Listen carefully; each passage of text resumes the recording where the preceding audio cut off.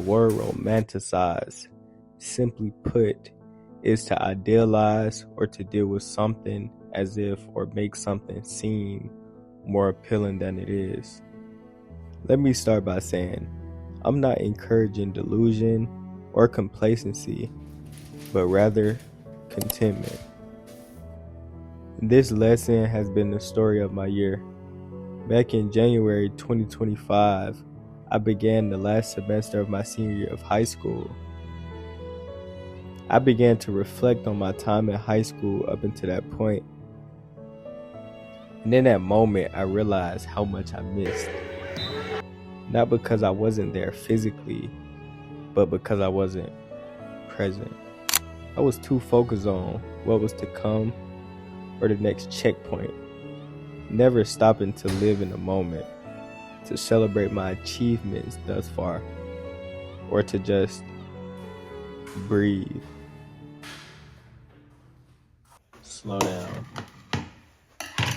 Running this race called life, chasing this thing named dream, walking this walk with Christ, trying to build myself a better life. Every opportunity is so uncertain. I've always felt the need to roll the dice. Birth is a painful thing, but it's only worth it if it happens twice. Thoughts running through my head, but the catch is, it's always a step ahead. Your scene is moving the speed of light. Close your eyes. Wake up. Do it again. Is this truly what we call life? Never ending cycle. Chasing love I've only ever found in the Bible. Chasing feelings that only end in greater desire.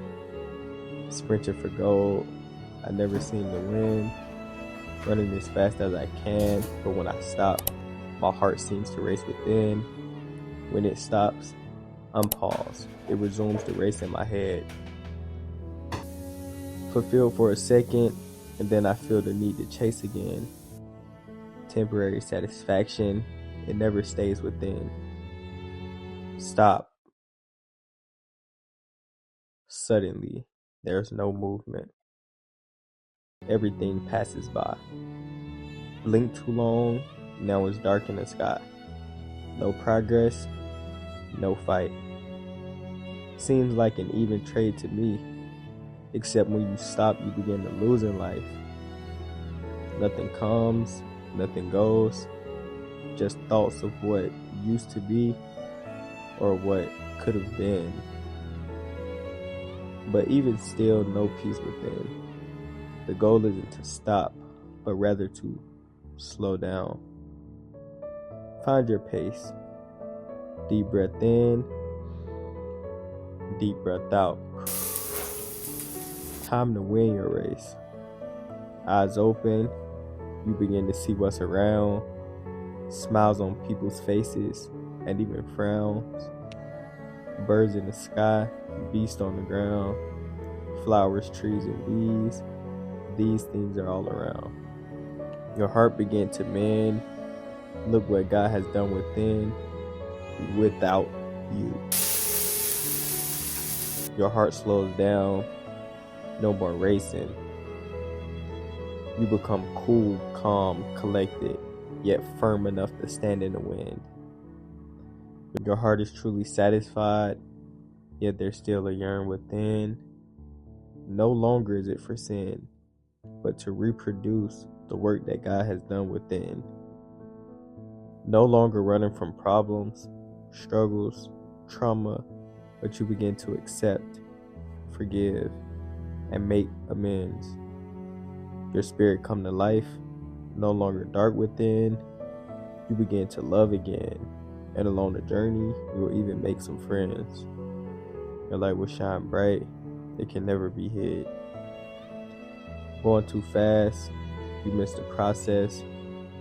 Learn to slow down, you'll begin to see the progress.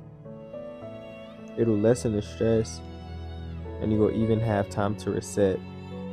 Have patience and run your race. The Lord will take care of the rest. The Lord's plans are good. Psalm 23 explains it best. These are the thoughts that were rehashed mid-November. whenever I finished in my first quarter of school at SCAD, and I moved back home, and life went from being booked and busy to bland and boring. And once again, I was faced with finding contentment with the stillness of life.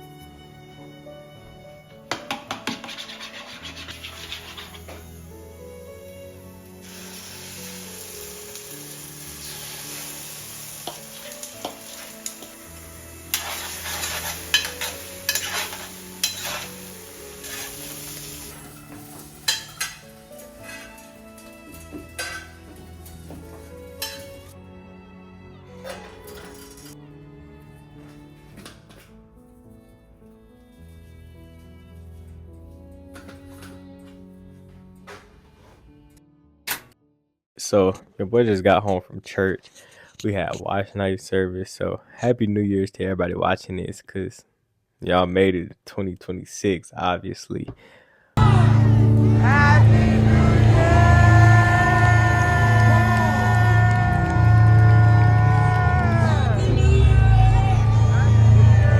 But I wanted to film the intro while I was editing the rest of this video. And I'm coming to the end of my 7-week winter break, and I'm preparing to resume school. Actually, I moved back in on Friday, but I was just reflecting on my year as a whole, some of which like I've spoke about in this video, but I really am appreciative to God for not allowing me to just go through the process, but growing me through the process. Like along the journey, I've learned so many lessons, and this video is just a synopsis of like what I feel like was the main lesson that I learned this year, but it's so much contained within that one lesson. And the lesson truly is to just be content. Like, even though things may not look exactly how you want it to look, like I may not have everything that I want, but by the grace of God, I haven't suffered lack, or I haven't been in need for anything. So that's something to celebrate. 2026, Eric, I could say I've truly learned the lesson of contentment. And it's a lesson, it's a lifelong learning process.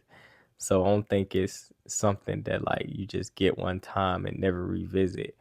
But I know that it's a lesson that'll live with me for life. Like, because no matter how old I get, how much money I have, or how many materialistic things I have, there's always more out there. So if I'm unable to be content in where God has me, no matter how much I have, I'll still be unsatisfied. But I truly feel that Paul says it best in Philippians 4, verses 11 through 13. He says, "Not that I speak in respect of want, for I have learned in whatsoever state I am in, therewith to be content. I know both how to be abased, and I know how to abound. Everywhere and in all things I am instructed both to be full and to be hungry, both to abound and to suffer need. I can do all things through Christ which strengthens me." So yeah, I really feel like that's like the best summary that you can get for it. And it puts scripture to it. So it's just encouragement to me, and I'm sure y'all that's watching this, that like, bro, you're not alone. We all go through the same process. I appreciate y'all for the support and making it to the end of this video, because this is definitely a new style of content. But y'all be ready, because y'all will definitely be seeing more of this. But with that being said, that's all I got for y'all. And catch y'all in the next one. Peace.